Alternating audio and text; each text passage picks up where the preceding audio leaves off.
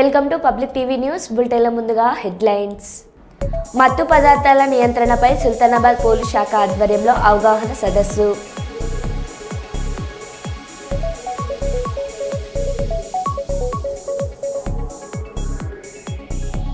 Peddapalli RTO కార్యాలయంలో ACP అధికారుల ఆకస్మిక తనిఖీ.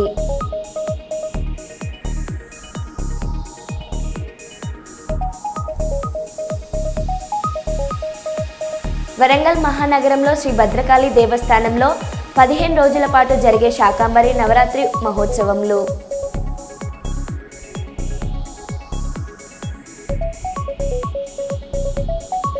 రంగారెడ్డి శంకర్పల్లి సమీపంలో రైల్వే ట్రాక్ గోదావరికని ప్రెస్ క్లబ్లో బుధవారం ఏర్పాటు చేసిన మీడియా సమావేశంలో వారు మాట్లాడుతూ సింగరేణి మారుపేర్ల బాధితులం ఇక చావో రేవో తేల్చుకోవడానికి సిద్ధపడ్డామని తెలిపారు. సింగరేణి యాజమాన్యం తమ సమస్య పట్ల దాటవేత ధోరణితో వ్యవహరిస్తుందని ఆరోపించారు.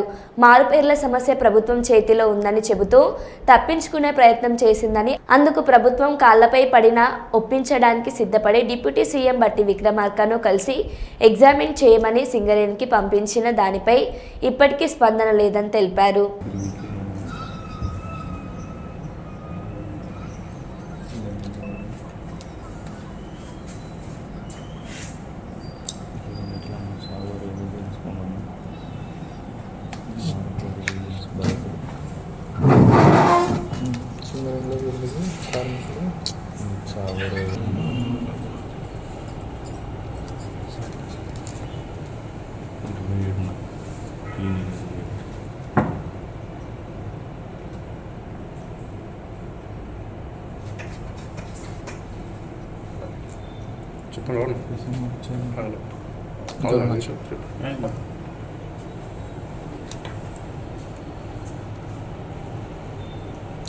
ఈరోజు చావో రేవో తేల్చుకోవడానికి ముందుకెళ్తున్నాము. మారుపేర్ల సమస్యతోటి అనేక సంవత్సరాల నుంచి మేము ఇబ్బంది పడుతున్న సమస్యను ఎన్నోసార్లు మేము మెమరాండం సింగరేణి యాజమాన్యానికి కానీ ఈరోజు ప్రభుత్వంలో ఉన్న నాయకులకు ఇస్తే ఇప్పటి వరకు కూడా మా యొక్క సమస్య అనేది ఇప్పుడు అప్పుడు అని మాత్రం వెళ్తుంది, కానీ సమస్యకు పరిష్కారం అనేది మాత్రం చూపించడం లేదు.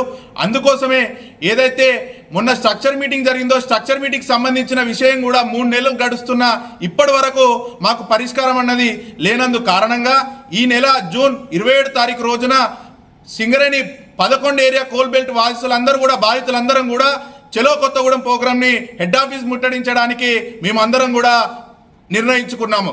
దీనికి ఈరోజు ఏదైతే ఆన్రోల్ ఎంప్లాయీలు కూడా మారుపేర్ల సమస్యతోటి ఇబ్బంది పడుతున్నారు, చాలా మంది ఉన్నారు. అన్న దయచేసి మా నాన్న వాళ్ళు కూడా మీతోటి పనిచేసిన వాళ్ళే, ఈరోజు అన్నలు మాతోటి మేము ఏదైతే మెడికల్ అన్ఫిట్ పెట్టుకున్నప్పుడు మీరు కూడా ఉన్నారు. ఈరోజు అదృష్టం కొద్దీ మీరు ఉద్యోగాలు ఎక్కినారు, కానీ ఈరోజు మీరు కూడా ఇబ్బంది పడుతున్న పరిస్థితి నాకు ఫోన్లు చేసి చెప్తున్నారు. దయచేసి అన్న మీరు కూడా ఒక అడుగు ముందుకేసి ఎందుకు చేస్తుంది సింగరేణి యాజమాన్యం? ఒకనాడు మా తండ్రులు పని చేసినప్పుడు వాళ్ళను దగ్గర తీసుకొని పని చేయించుకున్నారు కదా, ఈ రోజు ఎందుకు ఇబ్బంది పెడుతున్నారు? ప్రొడక్షన్ వచ్చింది కదా అని చెప్పేసి వదిలిపెడుతున్నారా? ఆ ప్రొడక్షన్ ఇవాళ ఏదైతే ప్రొడక్షన్ ఫైళ్ళనేమో టేబుల్ మీద పెట్టుకుంటున్నారు, సమస్యలనేమో ఎక్కడో మూలకు డార్క్ రూమ్ లో పెట్టేసి పనిచేస్తున్నారు. మీరు ఇలానే నిర్వహిస్తే ఖచ్చితంగా సింగరేణి హెడ్ ఆఫీస్ ముంగట ఎన్ని రోజులైనా కానీ మేము అక్కడ పడుకొని మన నిరసన చేసి మీరు అధికారులు అన్నటోళ్ళని ఇంటికి పోకుండా చేసే పరిస్థితి కూడా వస్తుంది. ఈ సింగరేణి సంస్థ ఏం చేసింది అంటే మారు పేర్లని, విజిలెన్స్ అని, దొంగ పేర్లని మరేదో కొర్రీలు పెడుతూ మాకు ఉద్యోగాలు ఇవ్వకుండా మమ్మల్ని అడ్డుకుంటున్నారు. ప్రస్తుతం మాతో పాటు అన్ఫిట్ అయిన కార్మికుల పిల్లలు చాలామంది ఉద్యోగాలు చేస్తున్నారు. మాతో పాటు అన్ఫిట్ అయినప్పటికీ కూడా వాళ్ళకు కూడా కొన్ని కొర్రీలు ఉన్నప్పటికీ కూడా ఏదో విధంగా మేనేజ్ చేసుకొని ఉద్యోగాలు చేస్తున్నారు. అయినా కూడా మేము వారి మీద ఎలాంటి కక్ష కట్టదలుచుకోలేదు. మాకు నిజమైన హక్కు ప్రకారం మాకు ఉద్యోగం కావాలని చెప్పి మేము అన్ని యూనియన్ నాయకులను, సంఘాలను మరియు రాష్ట్ర ప్రభుత్వ ఎవరైతే ముఖ్య నాయకులు ఉన్నారో డిప్యూటీ సీఎం గారిని అందరినీ కలవడం జరిగింది. వారు కూడా మాకు సానుకూలంగా స్పందించి నెల రోజులు అయినప్పటికీ కూడా ఆయన లెటర్ రూపకంగా దీన్ని పర్స్యూ చేయండి, కంపల్సరీ ఈ సమస్యను పరిష్కరిద్దామని చెప్పి వాళ్ళు చెప్పినప్పటికీ కూడా మరి సింగరేణి అధికారులు వాళ్ళ ఇంట్లోకి వెళ్ళేమన్నా మాకు రేపు జీతాలు ఇవ్వదలుచుకున్నారా? కంపెనీ ప్రొడక్షన్ వస్తేనే మాకు జీతాలు వస్తాయి కావచ్చు రేపు, కానీ వాళ్ళ ఇంట్లోకి వెళ్ళి ఏదో ఉద్యోగాలు ఇచ్చినట్టు ప్రతి దానికి ప్రభుత్వం మీద నెడుతూ ప్రభుత్వం నుంచి ఒక లెటర్ ఇచ్చినప్పటికీ కూడా దాన్ని ముందుకు ఫార్వర్డ్ చేయాలి కదా, ఎందుకు దాన్ని ముందుకు తీసుకుపోతలేరు? ఎందుకు సింగరేణి అధికారులు దానిపై శ్రద్ధ చూపట్లేదో మాకు అర్థం కావట్లేదు. అలాగే ఆన్రోల్ కార్మికులందరూ మీరు ఇప్పుడు ప్రస్తుతం బాయిలో దిగి ఉద్యోగం చేస్తున్నారు, రేపు మీ వారసులకు ఉద్యోగం పెట్టియాలన్నప్పటికీ కూడా మాలాంటి సమస్య అవుతుంది. మా లెక్కనే రోడ్ల మీద ఆటో డ్రైవర్లుగా, కూలీలుగా, అడ్డా కూలీలుగా బతకాల్సిన పరిస్థితి మీ వారసులకు వస్తుంది. కాబట్టి దయచేసి అన్నలారా, ప్రస్తుతం ఎవరైతే మారుపేర్లపై నూతనంగా ఎక్కిన ఎవరైతే ఉద్యోగస్తులు ఉన్నారో వాళ్ళు మాకు మద్దతు తెలపాలి. ఇప్పటికీ 20-30 ఏళ్ళ నుంచి ఉద్యోగం చేస్తున్న మారుపేరు ప్రజెంట్ ఆన్ రోల్ ఎంప్లాయీలు కూడా మాకు మద్దతు తెలపాలి. అలాగే ఏఐటీసీ, ఐఎన్టీసీ ప్రతి ఒక్క యూనియన్ సంఘం మాకు బేషరతుగా మద్దతు తెలపాలని. అయ్యా 27 తారీఖు కొత్తగూడెంలో ఉన్న మీ అందరూ ఎవరైతే రాజకీయ పార్టీలు కానీ యూనియన్ సంఘాలను కానీ అన్నిటినీ అలర్ట్ చేసి మా యొక్క బాధను కంపెనీకి తెలియజేసే విధంగా మాకు పోరాటానికి మద్దతు తెలపాలని పత్రికాముఖంగా మీ కాళ్లకు వందనాలు తెలియజేస్తూ వేడుకుంటున్నాం. మన కార్యకర్తలపై పెట్టిన తప్పుడు కేసులు ఇప్పటికే కొన్ని క్లియర్ చేశాం, మిగిలినవి డిసెంబర్లోగా న్యాయబద్ధంగా పరిష్కరిస్తామన్నారు మంత్రి లోకేష్ బాబు. మాకున్న సమాచారం మేరకు సుమారుగా 29 కార్యకర్తలపైన, పార్టీకి ఇచ్చిన సమాచారం మేరకు 29 మంది కార్యకర్తలపైన దొంగ కేసులు పెడతాం జరిగింది. ఇప్పటికీ 20 కేసులు తీయేస్తాం జరిగింది. ఆ 9 కేసులు ఏదైతే ఉందో అది ఎందుకంటే ఛార్జ్ షీట్ వేసినవి కొన్ని ఉంటాయి, ఆల్రెడీ ట్రయల్కి వెళ్ళినవి కొన్ని ఉంటాయి. అవన్నీ కూడా ఒక పద్ధతి ప్రకారం మేము ఫాలోఅప్ చేసుకుని డిసెంబర్ నాటికి అన్ని కేసులు కూడా తీపిచ్చే బాధ్యత తెలుగుదేశం పార్టీ తీసుకుంటుంది. గతంలో పనిచేసినప్పుడు ఉపాధి హామీ కానీ అన్ని బిల్స్ పెండింగ్ ఉన్నాయి. దాదాపు 90% మనం క్లియర్ అయింది, 10% పెండింగ్ ఉంది. పెండింగ్ కూడా ఎందుకుందో 2 విషయాలు ప్రధానంగా. దాంట్లో కొన్ని వర్కులు చేసిన వర్కులు ప్రీ క్లోజ్ అయిపోయినాయి, పనులు అవసరం లేదని కేంద్ర ప్రభుత్వానికి వాళ్ళు లేఖ రాసి గల అది లాక్ చేస్తారు. సో పేమెంట్ చేయలేకపోతున్నాం. కేంద్ర మంత్రి గారితో స్వయంగా బాబు గారు మాట్లాడారు. దానికి ఒక విధానం ఎతికి దాన్ని ఎట్లా చేయాలని దానిపైన కొంత వర్కౌట్ చేస్తున్నాం. రెండోది విజిలెన్స్ పెట్టి చేసిన మంచి పనులు కూడా 10%, 15%, 20% హోల్డ్ చేశారు. ఆ విజిలెన్స్ ఎంక్వైరీ పూర్తి చేస్తున్నాం, చేసి ఆ డబ్బులు తిరిగి ఇప్పించే బాధ్యత కూడా మేము తీసుకుంటామని ఈ సభాముఖంగా కార్యకర్తలందరికీ నేను హామీ ఇస్తూ, ఈ రోజు మనం గెలిచాం. 3 పార్టీలు కలిసికట్టుగా గెలిచాం. Telugu Desam party, Janasena party, Bharatiya Janata party కలిసికట్టుగా పనిచేశాం. సిద్ధాంతాలు వేరైనా ఆలోచన ఒకటే, అది ఆంధ్ర రాష్ట్రం అన్ని రంగాల్లో నంబర్ 1 ఉండాలని. వేరే పార్టీలు వేరే సిద్ధాంతాలు ఉండొచ్చు, కానీ మన పార్టీ ఆలోచన ఒకటి ఉంటుంది. ఆ దిశగా మనం కలిసికట్టుగా ముందరికి వెళ్తున్నాం. ఈ రోజు ఆంధ్ర రాష్ట్రం డబుల్ ఇంజిన్ సర్కార్ ఉంది. కేంద్రంలో నరేంద్ర మోడీ గారు, ఆంధ్ర రాష్ట్రంలో బాబు గారు ఇద్దరు కలిసికట్టుగా పనిచేస్తున్నారు కనుకనే మనం ఈ రోజు ముందరికి వెళ్ళగలుగుతున్నాం. ఈ రోజు ఎంత ఆర్థిక ఇబ్బందులు ఉన్నా సంక్షేమ కార్యక్రమాలు మనం చేయగలుగుతున్నాం అంటే వాళ్ళ సహకారం ఉంది. విశాఖ స్టీల్ ప్లాంట్ మనం కాపాడుకున్నాం అంటే వాళ్ళ సహకారం ఉంది. రైల్వే జోన్ వచ్చిందంటే వాళ్ళ సహకారం ఉంది. రేపు కర్నూలులో ఏకంగా మనకి హైకోర్టు బెంచ్ వస్తుంది, దాని కూడా కేంద్ర ప్రభుత్వ సహకారం ఉంది. అంటే ఆంధ్రులు కోరిన అన్ని కోరికలు ఈరోజు పద్ధతి ప్రకారం నరేంద్ర మోడీ గారు తీర్చుకుంటూ వస్తున్నారు. అందుకే మన యోగా డేకి నేను వస్తానంటే ఒక పట్టుదలతో, ఒక కమిట్మెంట్ తో, వాళ్ళు అడగపోయినా ఒక రికార్డ్ సాధించాలని 3 లక్షల మందితో ఒక రికార్డ్ సాధించి గౌరవ ప్రధానమంత్రి గారికి ఒక కానుకగా మనందరం అందజేశాం. అంతర్జాతీయ మాదక ద్రవ్యాల దుర్వినియోగ వ్యతిరేక దినోత్సవం సందర్భంగా గురువారం మహిళా శిశు సంక్షేమ శాఖ, పోలీస్ శాఖ సంయుక్త ఆధ్వర్యంలో హన్మకొండ జిల్లా అదాలత్ జంక్షన్ నుంచి కలెక్టరేట్ కార్యాలయం వరకు ర్యాలీ చేపట్టారు. అనంతరం విద్యార్థులతో ప్రతిజ్ఞ చేయించారు. ఈ కార్యక్రమంలో జిల్లా collector Sneha Shabarish, GWMC commissioner షాహత్ బాద్ పాయి, జిల్లా సంక్షేమ శాఖ అధికారి Jayanthi, excise superintendent Chandrashekar, DMHO Appaiah, జిల్లా విద్యాశాఖ అధికారి వాసంతి, ఇతర సంబంధిత అధికారులు పాల్గొన్నారు.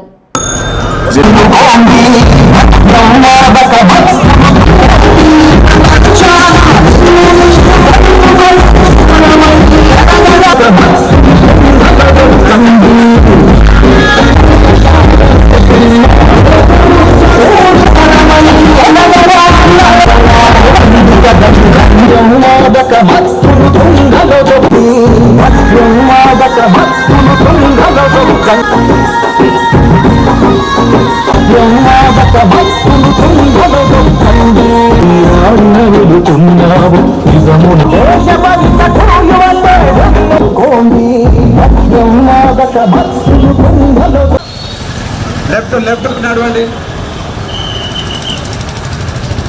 దయచేసి ఎడమ వైపు నడుస్తూ ర్యాలీని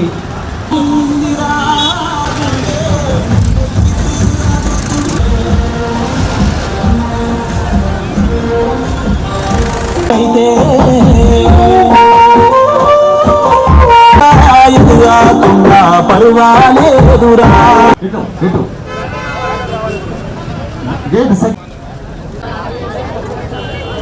స్వాగతం తెలియజేసుకుంటున్నాం. జీవితాల కాపాడుతది గన్ని పేర్లు ఏమైనా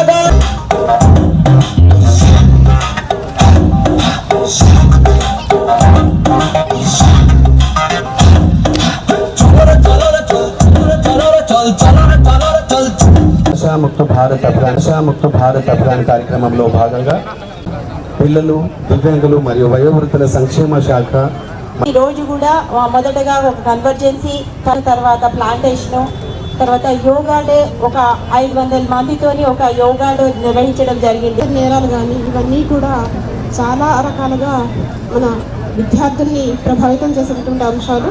సో ఇప్పుడు యువతకు, విద్యార్థులకు చెప్పేది ఒకటే, మన జీవిత కథకు మనమే కథానాయకుడు కావాలి.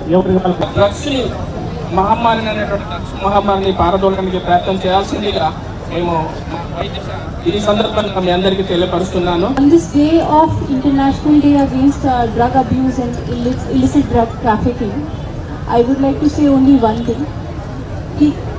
యూజువలీ 16-17 ఏజ్లో, వయసులో ఎప్పుడు ఫ్రెండ్స్ చెప్పిన బట్టి ఒక్కసారి ట్రై చేయండి, ఏమవ్వదు, ఒక్కసారి ట్రై చేయండి. అండ్ ఎప్పుడు అది అలవాటు లాగే మారుతుంది. We also don't get to know. Small incident from my life అండి.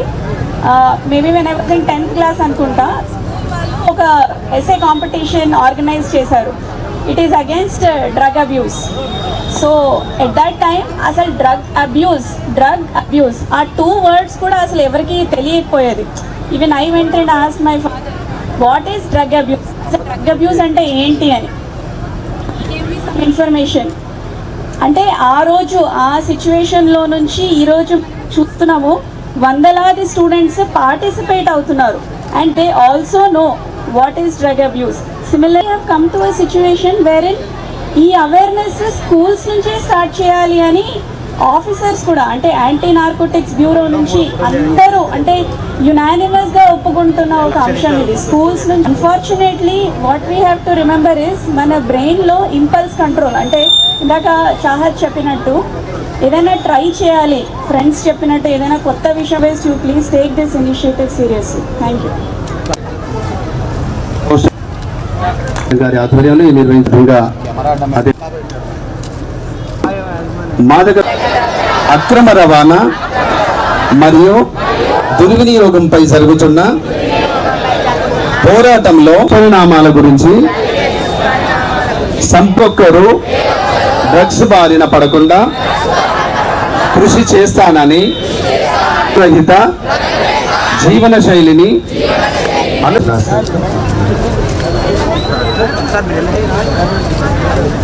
అదేవిధంగా శిశులో సిగ్నేచర్ కాంటాక్ట్, అదేవిధంగా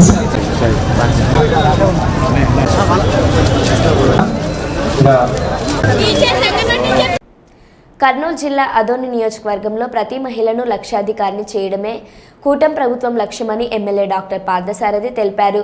బుధవారం అదోని పట్టణ నిర్మూలన సంస్థ మెప్మా ఆర్పీలకు ఎమ్మెల్యే క్యాంపు కార్యాలయం నందు ఎమ్మెల్యే డాక్టర్ పార్థసారథి ట్యాబ్లు పంపిణీ చేశారు. పట్టణ పేద నిర్మూలన సంస్థ అంటే మహిళలను స్వశక్తితో వాళ్ళ కాళ్ళ మీద వాళ్ళు నిలబడుకునేలాగా చేసేటువంటి స్వయం సహాయక సంఘాలు. ఇది మన ఆదోనిలో సుమారుగా 31,000 మంది మహిళలు, ఒక ఆదోనిలోనే చెప్తున్నాను, 31,000 మంది మహిళలు ఇలా సంఘాలుగా ఏర్పడి తమకు తాము ఏదో వ్యాపారం చేసుకోవడమో, తమకు తాము కాళ్ళ మీద నిలబడుకోవడానికి, డబ్బు సంపాదించడానికి ఏదో రకమైన ఏర్పాట్లు చేసుకోవడమో చేస్తూ ఉన్నారు. వీళ్ళకు 2016లో కొన్ని ట్యాబ్లు ఇచ్చున్నారు. దాంట్లో డేటా అంతా కూడా లోడ్ చేయడానికి వీలుగా, కానీ అవి సరిగా పని చేయకపోవడం, ఇబ్బందులు పడుతూ ఉండడం వల్ల కొత్తగా కూటమి ప్రభుత్వం వచ్చిన తర్వాత వీళ్లకు ప్రత్యేకమైనటువంటి పెద్ద మంచి క్వాలిటీ ఉన్నటువంటి శాంసంగ్కి సంబంధించినటువంటి ట్యాబ్లు ఇస్తూ ఉన్నాం. ఈ ట్యాబ్లు మంచి క్వాలిటీతో ఉన్నాయి, బ్రాండ్ న్యూ ఉన్నాయి, మంచి టెక్నాలజీతో ఉన్నాయి. కాబట్టి దీని ద్వారా మహిళలకు మరింతగా వీళ్ళు ఎవరైతే ఆర్పీలు అంటాం కదా, లీడర్లు, ఈ సుమారుగా ఆదోనిలో 86 మంది లీడర్లు ఉన్నారు, ఆర్పీలు అంటారు. ఈ 86 మంది కూడా ఈ ట్యాబ్ల ద్వారా వాళ్ళ సంఘాలకు సేవలు అందించడం అనే, వాళ్ళ డేటాని ఎక్కించడం, లోడ్ చేయడం అనే అంశాన్ని ఈరోజు దీన్ని సీరియస్గా తీసుకున్నాం.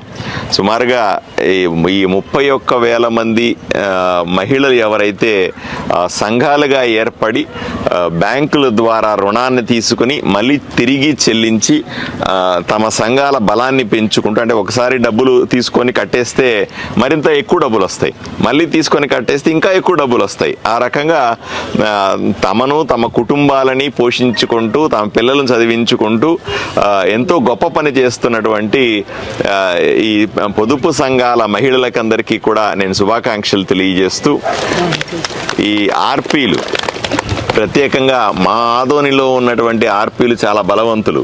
వీళ్ళు బ్రహ్మాండంగా పనిచేస్తారు.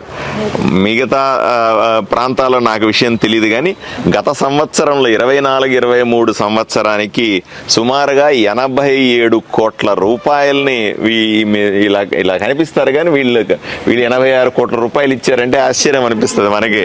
ఓ పెద్ద బ్యాంకు రన్ చేసినట్టే కదా. ఓ బ్యాంకులో 86 కోట్ల సంవత్సరానికి వ్యాపారం అవుద్దా అంటే అనుమానమే.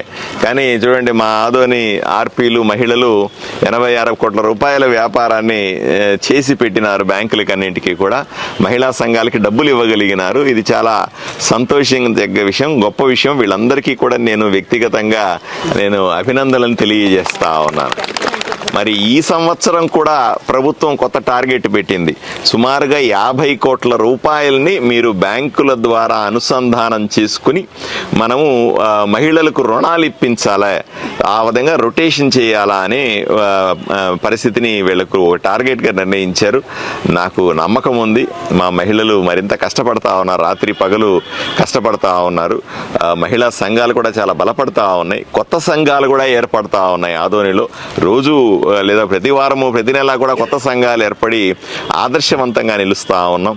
తప్పనిసరిగా వీళ్లకు పూర్తి సహకారాన్ని నేను ఎమ్మెల్యేగా అందిస్తాను. ఎటువంటి ఇబ్బంది పడాల్సిన అవసరం లేదు. రాబోయే రోజుల్లో ఆదోనిలోని ప్రతి మహిళ కూడా లక్షాధికారి కావాలనే ఒక పట్టుదలతో పనిచేస్తున్న ఈ ఆర్పీలందరికీ కూడా ప్రత్యేకంగా ధన్యవాదాలు తెలియజేస్తూ, వీళ్ళు మరింత కష్టపడి ఈ లక్ష్యాన్ని చేరుకోవాలని మనస్ఫూర్తిగా కోరుకుంటా ఉన్నాను. ఈరోజు ఈ ట్యాబులు కానీ, ఈ ఫింగర్ ప్రింట్కు అవసరమైనటువంటి ఎక్విప్మెంటు ఇలాంటివన్నీ వీళ్ళకి అందజేస్తున్న ఈ సందర్భంగా నేను వీళ్ళందరినీ కలిసే అవకాశం ఏర్పడింది. అందువల్ల వీళ్ళందరికీ కలిసి ఈ ట్యాబ్లు ఇవ్వడం కాసేపు గడపడానికి సందర్భం.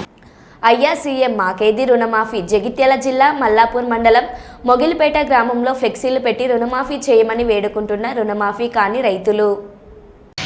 గౌరవ ముఖ్యమంత్రి గారు రుణమాఫీ చేసినామని చెప్పారని మీరు ఇచ్చినటువంటి రుణమాఫీ ఏదైతే ఉన్నదో పూర్తి స్థాయిలో రుణమాఫీ కాలేదు అనడానికి మల్లాపూర్ మండలం మొగిలిపేట గ్రామంలో ఉన్నటువంటి వందలాది మంది రైతుల యొక్క సాక్ష్యాలతో సహా మేము ఇక్కడ ఫ్లెక్సీ ఏర్పాటు చేయడం జరిగింది.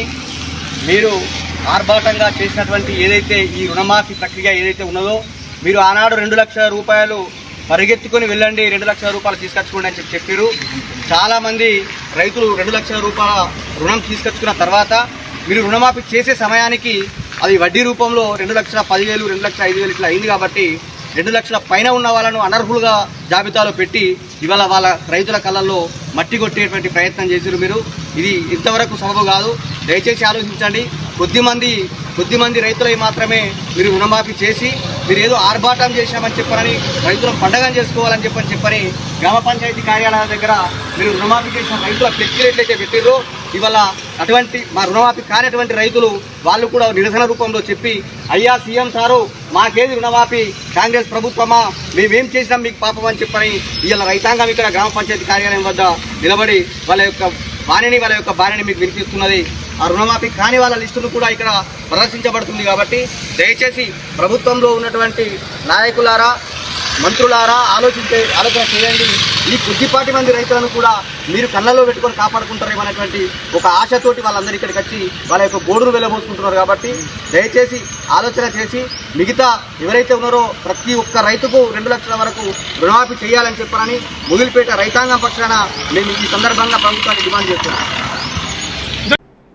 పల్నాడు జిల్లా మాచర్ల పట్టణానికి చెందిన దార్ల రామ్దాస్ సిఆర్పిఎఫ్ జవాన్గా దేశానికి సేవలందిస్తున్నాడు. 2 నెలల క్రితం సెలవులపై ఇంటికి వచ్చాడు.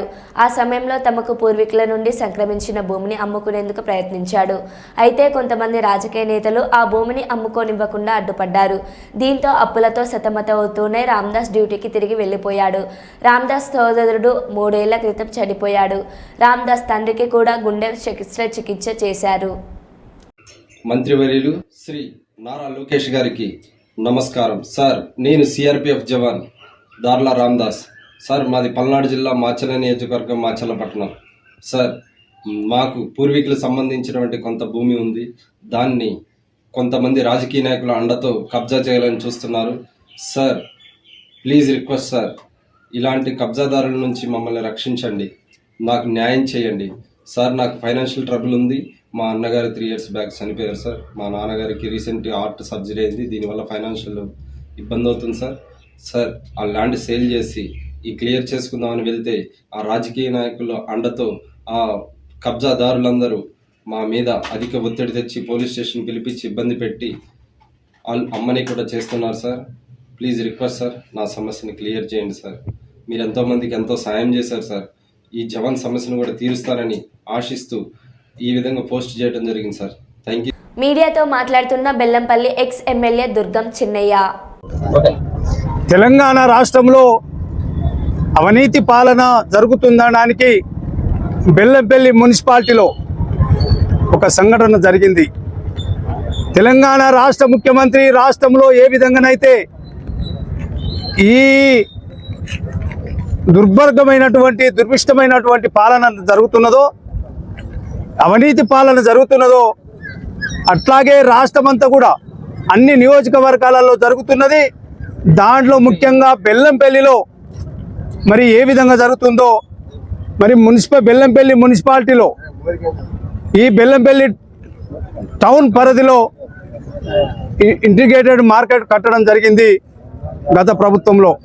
మొట్టమొదటిగా 2 కోట్ల రూపాయలతోని 2018లో అమౌంట్ శాంక్షన్ చేసి మేము ఆనాడు మార్కెట్ మొదలుపెట్టి 2021లో ఇంకొక 2 కోట్ల రూపాయలు మంజూరు చేసి దాన్ని కంప్లీట్ చేయడం జరిగింది. మరి ఇప్పుడు వచ్చినటువంటి కాంగ్రెస్ ప్రభుత్వం స్థానిక ఎమ్మెల్యే గారు వినోద్ గారి నాయకత్వంలో మరి అక్కడ కట్టినటువంటి కూరగాయల మార్కెట్లో అర్హులైనటువంటి వ్యక్తులకు ఇవ్వాలని చెప్పేసి మేము డిమాండ్ చేయడం జరిగింది. గతంలో ఉన్నటువంటి జిల్లా కలెక్టర్ గారు భారతి హోలికేర్ గారు, వారు కమిషనర్ గారు ఉండి వాళ్ళందరినీ పిలిపించి అక్కడ 30-40 సంవత్సరాల నుంచి ఎవరైతే కూరగాయలు అమ్ముకుంటున్నారో, సామాన్ అమ్ముకుంటున్నారో వాళ్ళందరినీ పిలిచి మీ అందరికీ మేము ఇస్తామని చెప్పి ఆనాడు మేము మాట ఇవ్వడం జరిగింది. మాట ప్రకారం కంప్లీట్ అయిన తర్వాత వాళ్ళందరికీ ఇవ్వాల్సిందిగా మరి మేము రిక్వెస్ట్ చేసినాం. కానీ ఆ విధంగా కాకుండా ఏదైతే బెల్లంపల్లి శాసనసభ్యులు వినోద్ గారి అనుచరులైనటువంటి మరి స్థానికంగా మున్సిపల్ మాజీ చైర్మన్ గారు కావచ్చు, కౌన్సిలర్స్ కావచ్చు, వాళ్ళ బంధువుల పేర్లు మరి ఒక 5గురి పేర్లను మరి దాంట్లో ఇరికేయడం జరిగింది. మార్కెట్కు ఎలాంటి సంబంధం లేనటువంటి వ్యక్తులను మరి దాంట్లో లాటరీ పేరు మీద మరి వాళ్ళు ఇవ్వడం జరిగింది. లాటరీ కూడా ఏ విధంగా తీసిండ్రంటే క్లియర్గా దీంట్లో మీకు వీడియోలో కనబడుతున్నది. వాళ్ళు జేబులో చిట్టీలు పెట్టుకొని జేబుల నుంచి తీసి కమిషనర్ గారు దానికి వెళ్ళి తీసినట్టు యాక్షన్ చేసి మన ఆనాడు ఈ పేర్లను చదవడం జరిగింది. ఇది మరి వీడియో రికార్డు కూడా మరి పత్రికాముఖంగా మరి మీకు అందిస్తున్నాం. మరి జిల్లా కలెక్టర్ గారి సమక్షంలోనే ఈ విధంగా ఇక్కడ ఉన్నటువంటి కమిషనర్ గారు, ఇక్కడ సిబ్బంది మరి ఇంత అవినీతికి పాల్పడితే జిల్లా కలెక్టర్ గారి సమక్షంలోనే జరిగితే మరి మేము ఇంకెవరికి చెప్పుకోవాలో ఒకసారి ఆలోచన చేయమని మేము అడుగుతున్నాం. జిల్లా కలెక్టర్ గారు దీన్ని 4 సార్లు వీళ్ళందరూ చెప్పడం జరిగింది.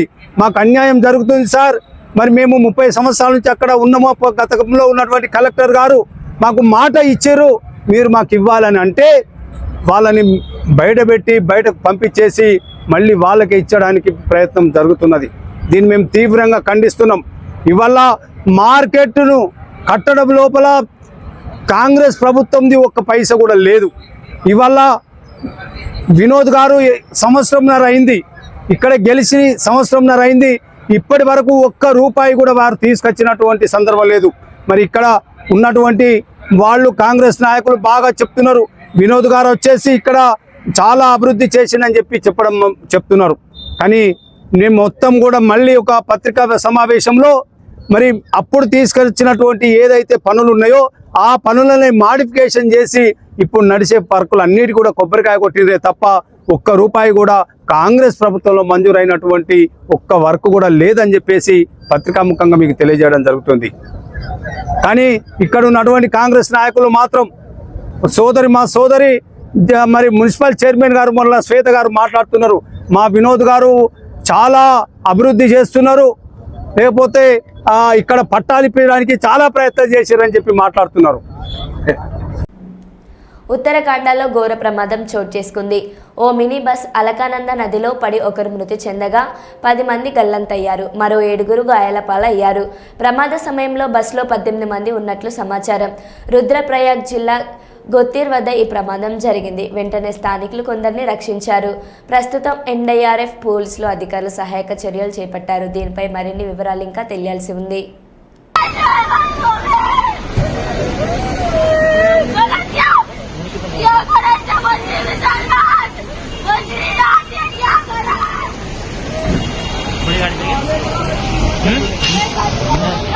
बस है कि पंचायत